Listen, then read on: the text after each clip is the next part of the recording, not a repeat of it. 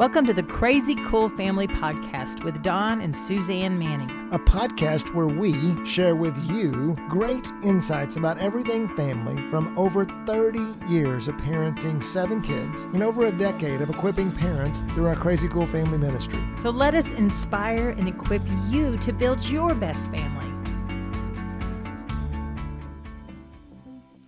As you've been scrolling along on your social media, have you seen anything good lately? What about following us, Crazy Cool Family? Our platforms are centered on inspiring and challenging parents to drip Jesus-focused culture into their families daily. So join the movement of families just like yours who are following Crazy Cool Family on Facebook, Instagram, YouTube, TikTok, and start receiving daily drops of encouragement into your feed. Hey, all you Crazy Cool Families. Today is such a fun podcast because we are celebrating Don's 60 years of life. 60. I think I might be married to an old man now. I'm so old. I'm so old. I don't feel, it's funny, I don't feel old, but well, you don't act old. Yeah. You don't moan and, I don't moan. That's true. And so we have a fun podcast today because in the spirit of Don turning 60, we are going to reminisce a little bit.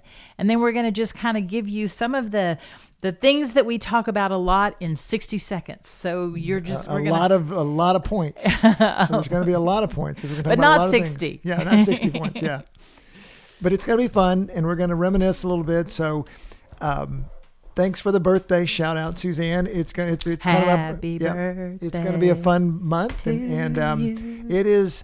So today, as we reminisce and we talk about things that have impacted us in this journey, maybe take one or two with you. That's, there's going to be a lot. So, don't try to take everything, but maybe let the Lord speak to your heart and see where God speaks to you and say, yeah, that's one that I need to really put in as a value in my life, a value in my family, because we didn't learn it in 60 seconds for sure. We've learned it over decades. Definitely. And definitely God has spoken to us. It really brings to mind, as we were talking about the scriptures that we brought to mind is, the one for me was 1 Corinthians 9:24 and 25. And it just says, do you not know that in a race, all the runners run, but only one gets the prize? Run in such a way as to get the prize.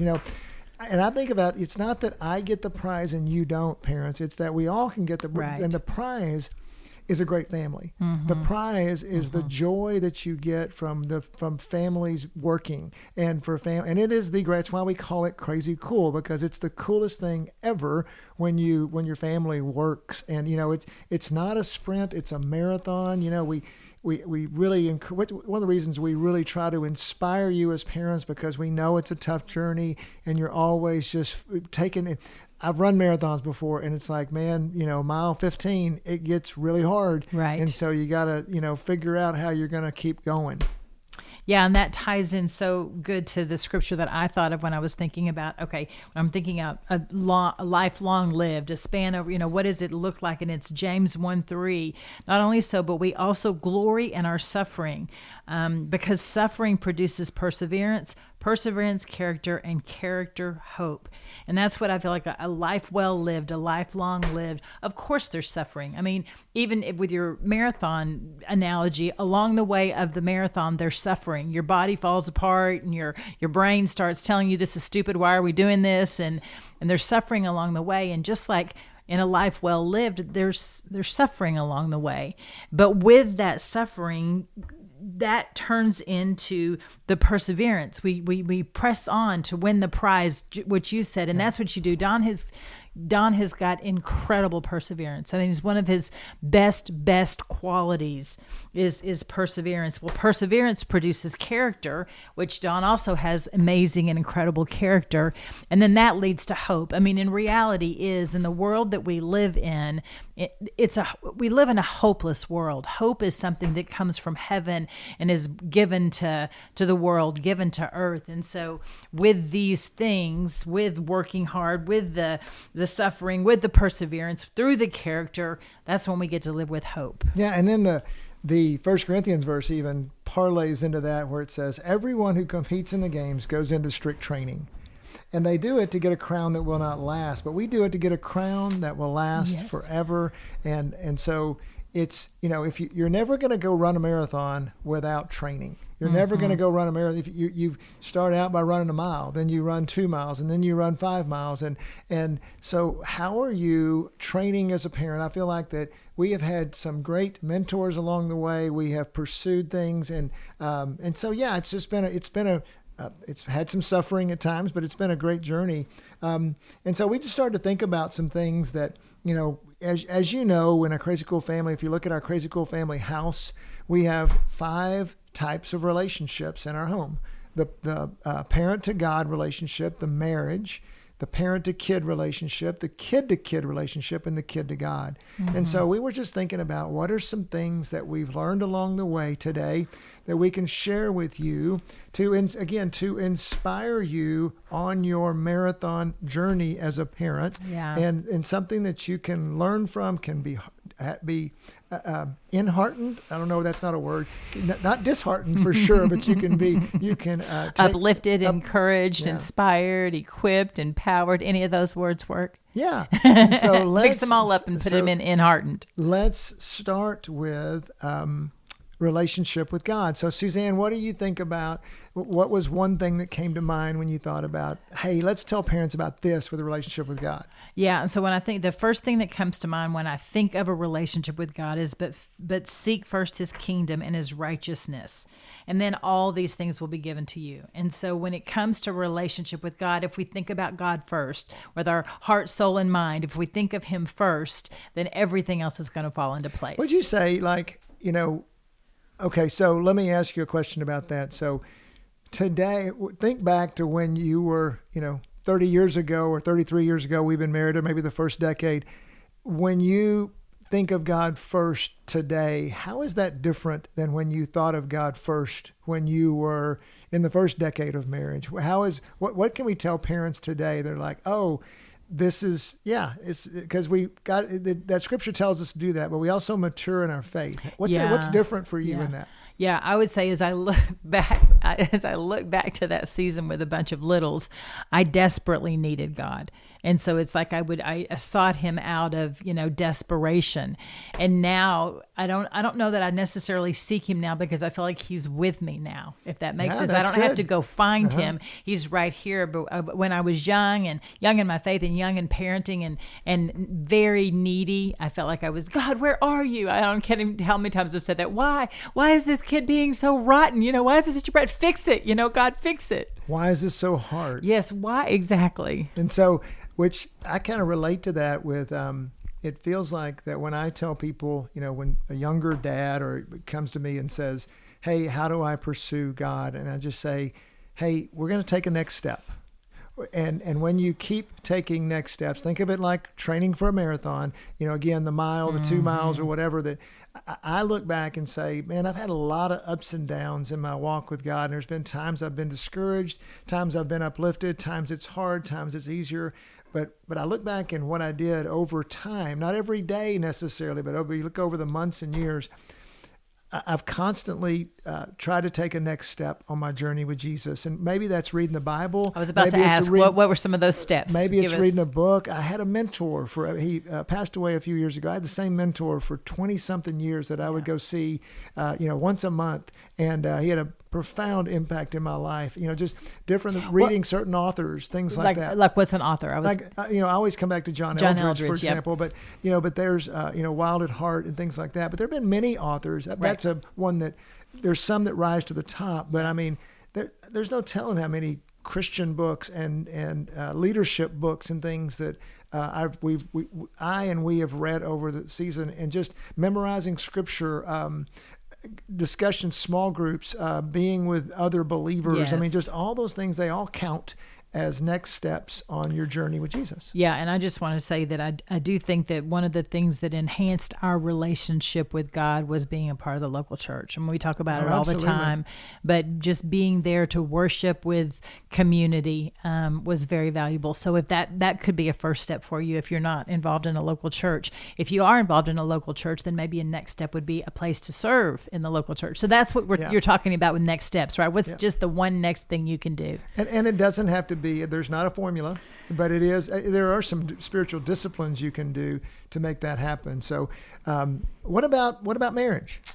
Yeah. Tell me something you've done that's great in our marriage. Well, I want to say that marriage, we need to understand and know that the marriage is the foundational relationship in family. It's where family comes from. If you have no children, you still have family with marriage. It's where it starts, and it's where it ends. The children come and go, but family is the marriage. And so I just want to encourage you with that. And then the super practical thing that I think that we did from the very beginning was we went to bed together. And with that, it created opportunity to have what I say is pillow talk. And so we could have those conversations, when it was younger, when the kids were younger, I would download what happened during the day and I would share what was going on with each kid so Don would be in the know. And now it's a little bit different. It's like, well, what are you thinking? What are you feeling? What's God doing in your life? The conversations look different across the years, but the intimacy that it builds to have pillow talk is what strengthens the marriage relationship. And we find a lot of parents don't do that much at all. Now, we didn't in the beginning, and my parents didn't. Well, and I'm not saying, and we're not saying at all that it has to be every night, because some people travel for work and things like that or whatever. But just to make it a value, and I think I would say, there are times our marriage survived because of pillow talk, and there are times that our marriage thrived because of pillow talk. I mean, sometimes when our marriage was not going well, it was an anchor point to just build trust in the tumultuous times. Sometimes that tumultuous times was because we had 7 kids and they were all playing sports and everything was too busy. And we weren't giving each other attention, so we knew we would have that attention at the end of the day. But sometimes it was because we were in conflict. And so we would, and therefore, when we came to bed, there's a scripture that talks about don't let the sun go down on your anger. So a lot of times we had to reconcile because we were, regardless, most, 80% of the time, not perfectly, but a lot of times we were going to be in bed together. And so it was, it's really easy to avoid conflict if you don't go to bed together. But if you come to bed together, you got to fight through some things. That's good. So what about, what's your 60-second piece? My biggest thing I learned in marriage over 33 years and another thing, I didn't know a lot about marriage before I got married. So I wasn't trained in marriage. I actually listened to a cassette tape series, that'll show how old I am, about the Song of Solomon. It was my first time to ever really get a teaching on marriage, and it was phenomenal. It really set some frameworks. But then along the way, I think one of the things we learned a lot is to quit trying to make each other into versions of ourselves. That I think so often the best marriage advice I can give a lot of times is help your spouse become the best version of them. So often with great intentions, we try to help our spouse be different. Mm-hmm. And that different usually is we try to make them like us in some way. Mm-hmm. If only Suzanne would do it my way, then her life would be so much better. We do it with great intentions most of the time.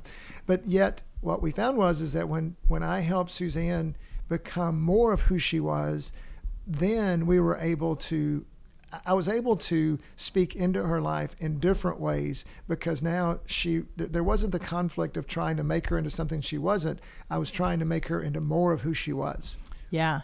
And I even think with the evolution of that, where in the beginning of our marriage, I would be so annoyed if Don didn't do it a certain way or didn't, and it's evolved all the way to I'm so grateful that he does it his way and not my way, because now there's different ways to be brought to the table. How long did that transformation take? Oh, along the way. I mean, it took 30 years. How long have we been married? We're still working on it. And I would say that you could go ahead and knock the first 10 years out completely. So I would say at least 10. Well, and the reason I bring that up is because I want parents to understand that change takes time, and belief change takes time. This wasn't something we woke up one day from a seminar and said, hey, this needs to be totally different. Well, and I really do wonder if someone would have said in the very beginning, Suzanne, if you would just appreciate Don, everything that you want him to be different, if you would like the way he did it instead, if they would have told me that in my early years, I would have been like, no, absolutely not. There's no way he can load the dishwasher as good as I can, or whatever the situation is. And so I think that there there is an He's element. dumb and I'm smart. Isn't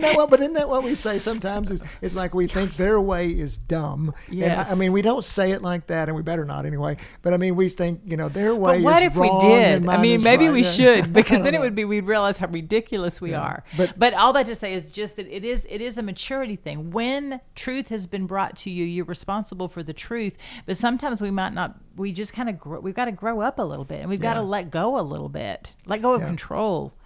So go to bed together and help each other become the best version of themselves. What about the? Well, so wait, just so give one practical thing. How do you help me be the best version of myself? Well, I think I need to understand. I'm really getting into this right now. I need to learn how to speak your language. That there is a language. It literally is learning to be married. I feel like is like learning a foreign language. For sure. That we have to learn our spouse and learn how they operate, and then help them and really help them go through their own epiphanies to change, not us change them. So it's a lot of questions. It's a lot of and it's hard for guys because it seems to take a lot of time to go through all the conversations and things, but that's where, it's what we're supposed to do, and it's worth it.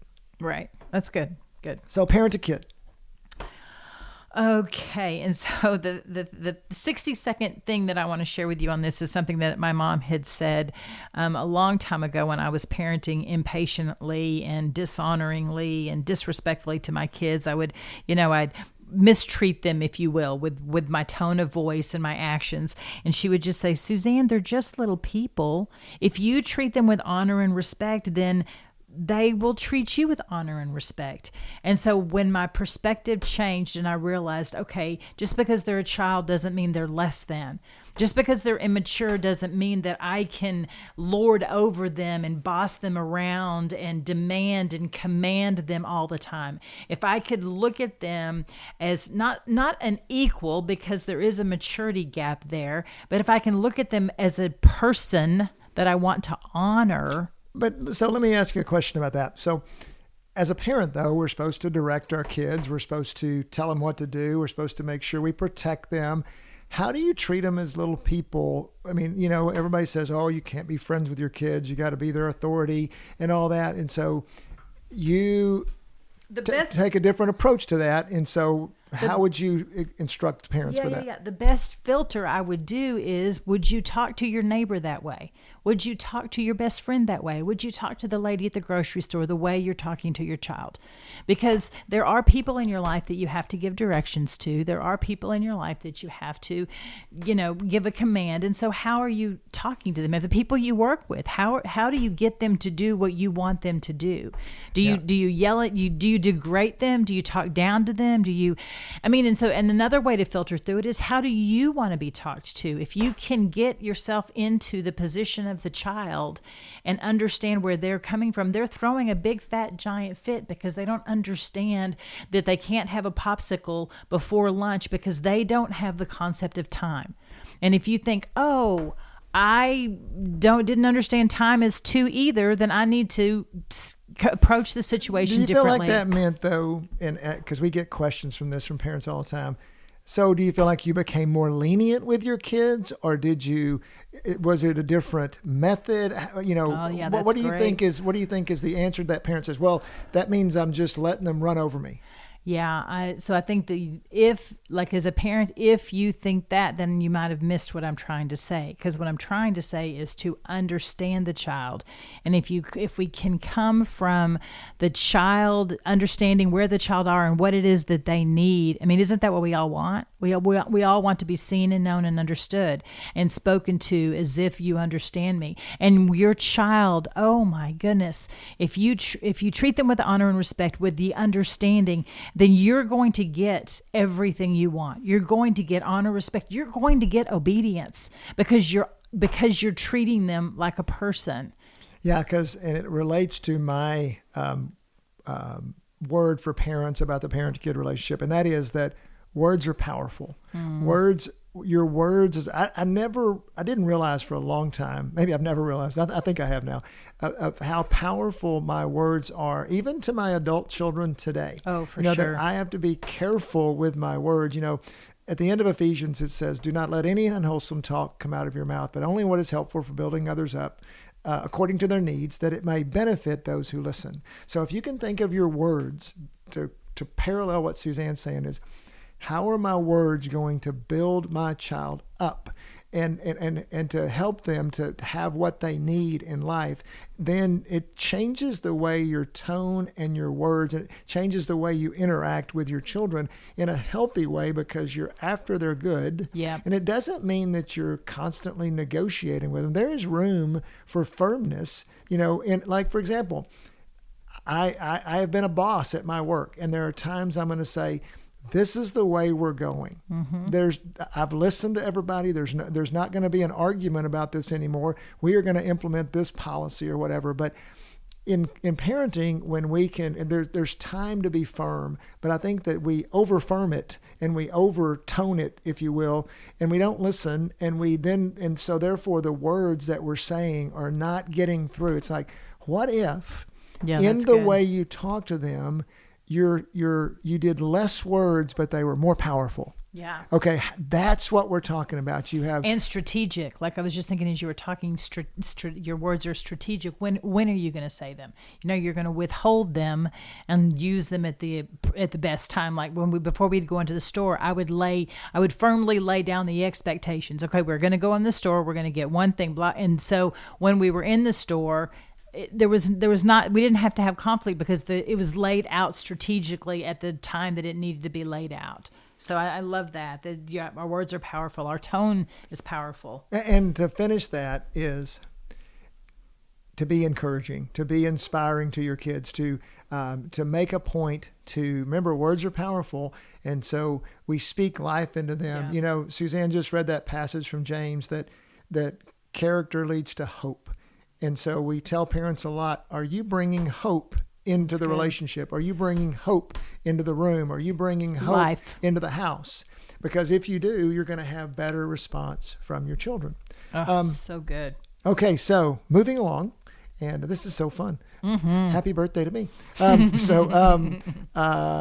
Kid to kid. So what are your thoughts on kid to kid? Yeah, we say siblings can and should be best friends for life. That's what we say at Crazy Cool Family. And so with that, I can't remember where I picked up this piece of information along the way, but it's been pretty recently. But basically, siblings live the whole life with each other. Like they have their parents in the beginning, and then their parents tap out in the end. We all die parents. They have their spouses in the middle, and then they maybe add their own kids. But their siblings have lived their whole history with them. They've been there in the beginning with the parents. They're going to be with them through when they have their kids, and they have cousins for their children, and then they're going to be there in the future, in the ending. And so all I have to say is, siblings as best friends is worth it. It's worth the relationship. It's worth knitting them together so that they have each other, so that there's no animosity built up for that future adult relationship, because it is the most unique and one of the most influential relationships they will have in their life as an adult because of the history that they share growing up. Well, and how we impart that to our kids is we provide them a vision for that. So, so that may be something first. It becomes a belief of the parents, and it's something that we learn, and we, just like we're training, and while we're training, we learn. Then we impart that to our kids, and we say, hey, you know what? These kids, especially as they get older, you'll say, hey, brother and sister, you're going to be there with each other for the rest of your lives. Someday we're not going to be there. Someday you're going to bring in a spouse, but all through the time, your siblings are going to be there. And so that is a vision we put into them. And as they adopt the vision, and this is so much of just everything we're talking about, is you're putting a vision into them. Suzanne was just talking about how we speak to them when they feel like, oh, mom and dad are going to respect me. That's a vision you're putting into their lives. You're not going to talk down to me. They're going to respect me. They're going to treat me as a person. Well, that's a vision they get in their heart, which makes them respond differently. Same thing happens with siblings. And one of the things that's been, I just think is, I don't remember who, maybe it was you, Suzanne, that first taught me this. I don't even remember where it came from. But is teaching our older siblings the role in their younger siblings' lives. Right. That when we all do better when we feel like we're responsible for something. Yeah. If we, if we're supposed to teach a class, for example, we will learn more than the students because we're going to prepare differently. Mm-hmm. We're not going in just, oh, what are we going to do today? We got to be prepared. And if we prepare our older siblings for the role they have as the influence in their lives, older siblings want the best for their younger siblings almost all the time. Even if they're totally annoyed by them, they still want the best for them. And when we can train, again, put a vision in our older siblings of, we need your help. We need you to work with us to parent this younger sibling and to help him or her not be annoying and to be the best. Yeah, and so the two things that I come to mind with that older sibling dynamic is that older sibling gets to be a cheerleader and a champion to that younger sibling. And it's been so much fun to watch it play out again with our grandchildren and see our 5-year-old grandsons adore their younger siblings and show them and teach them. And I mean, Bashy walked in today and was talking to Cruz, and he was lifting his arms and he was saying, "God loves you. God loves you," and lifting up his arm. And Cruz was just smiling and smiling. And so to start building that relationship with our little kids with their younger siblings is one sentence at a time. And even like with our grandkids, we look at, it's not that they don't fight or they don't yell and scream at each other, but as you instill that vision in them, that becomes less and you start to see more of it. So, again, that's where you're taking your next steps. You're running the race so as to win the prize. It is a marathon, but you have values that you're constantly dripping that vision into your kids. I mean, I don't know how many, I've probably said it 1,000 times to my kids, to the older sibling, look, you're the man or you're the woman. You need to help us. And we've given them opportunities. We need your help with this. And it works over time. Well, and I was going to say, we've said thousands of times, oh, your sister's your best friend. Your brother's your best friend.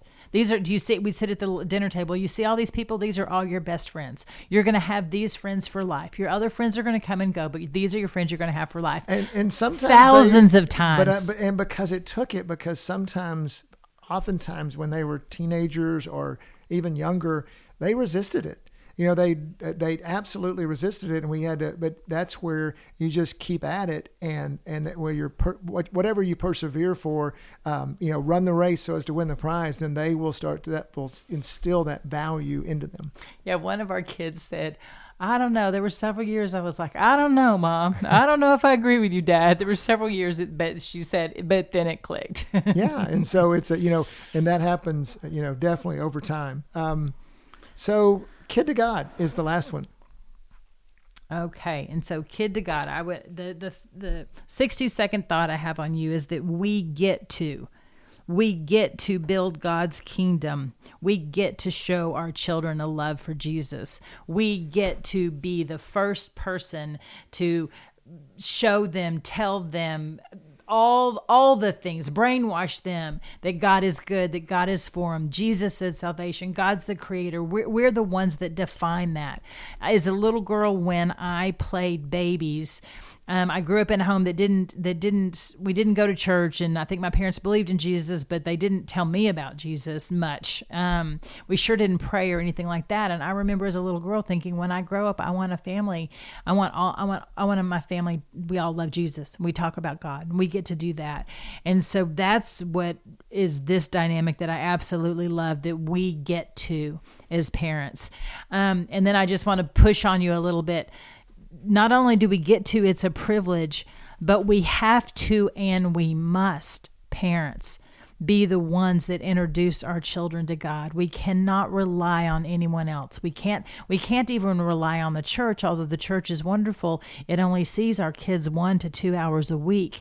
We're the ones that see them every day. And so every day we need to be saying something about God, something about our relationship, something about what we've read in the scriptures, something about what we've learned about God, something about what God said to us. So we get to do that on a daily basis. We must do that on a daily basis. Well, and how do you, parents ask us a lot, they say, our kids are adults and they have good relationships with the Lord. And we talk to parents that have been successful with that, and some parents that don't. And they're like, what happens? How do you have the best chance of doing it? Because there really are no formulas. There's no guarantees, but there are things that can help you have a better chance. Have a much better chance at your kids following Jesus. And one of those is one of those values is that we live. One of the ways we bring the kingdom into it is we say, hey, as a family, we live on mission. We live for the kingdom. We live, mom and dad are going to live for the kingdom. The kingdom is going to be the most important thing in our lives. And so, and again, sometimes going back to the parent to God relationship, we say, your example is more important than your instruction. But we try to give opportunities as a family and as a person.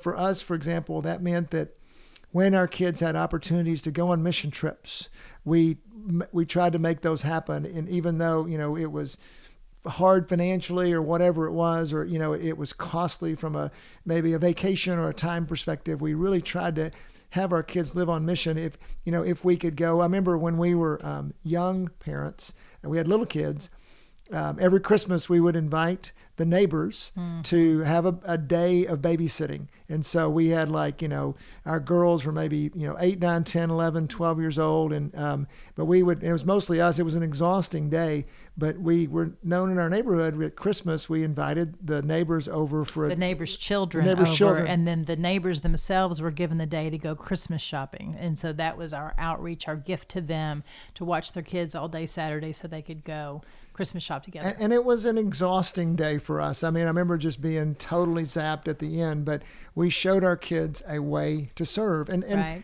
That doesn't have to be your way. It's like, what has God put in your walk to do it your way? And how do you serve on mission? It could be, we also had our kids, we were in the children's ministry and we had our kids serve with us in the children's ministry. They saw us serving there, and it instilled a value in them. Oh, when we go to church, we serve.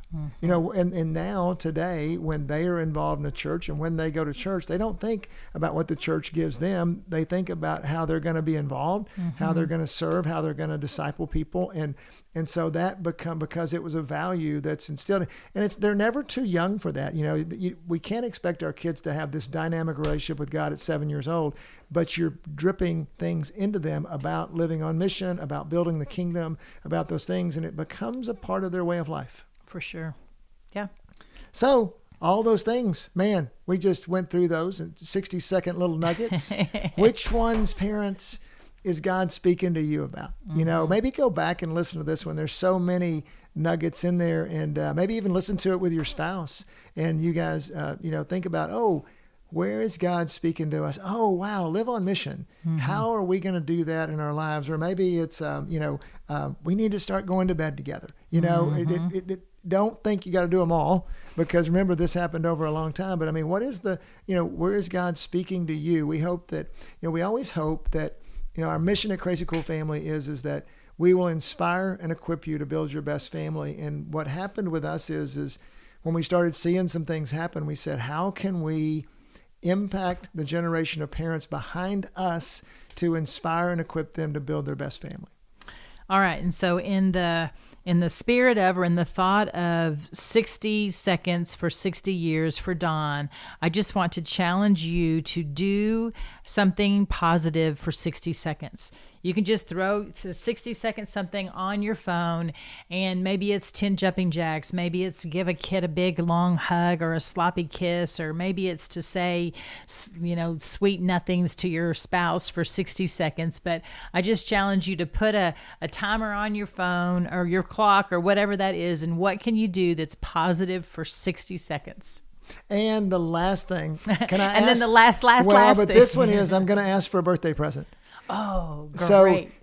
So we know that so many of you follow us and listen to our podcast. We are so grateful for that. We hope it benefits your life. And we are in a point at Crazy Cool Family Ministry where, I don't know if you realize this, but we talk to churches all over the country. We're talking to Africa. We're talking to India. We're talking to individuals. Thousands of people get our daily emails. If you're not getting that, go to crazycoolfamily.com and subscribe. But we're in a bit of a growth phase, And we get a lot of what we do is funded through donations, through people giving to Crazy Cool Family. And, some people give at the end of the year, and some people give sporadically. But a lot of people give in recurring stuff, in a recurring path. It could be $10 a month, or it could be $50 a month. Or, no, it would need to be $60 a month if it's going to be for your birthday. Yeah, if you can, but we would love for you to become a giver, and the way it blesses us most is to become a recurring giver. And so to partner with us. Yeah, we know that that's a big deal, and and it's a big deal who you give to and things like that. But if that benefits you, all you got to do is go to crazycoolfamily.com. There's a big red button there that says donate, and with that you can set up a one-time donation or a recurring donation. You can do it monthly, you can do it quarterly, you can do it annually, you can set up whatever you want to do. So crazycoolfamily.com, hit the donate button, and we would love to get a birthday present from you of a donation. So anything else, Suzanne? No, happy birthday, Don. We love you. Yes, and as always, parents, go be crazy. crazycoolfamily.com.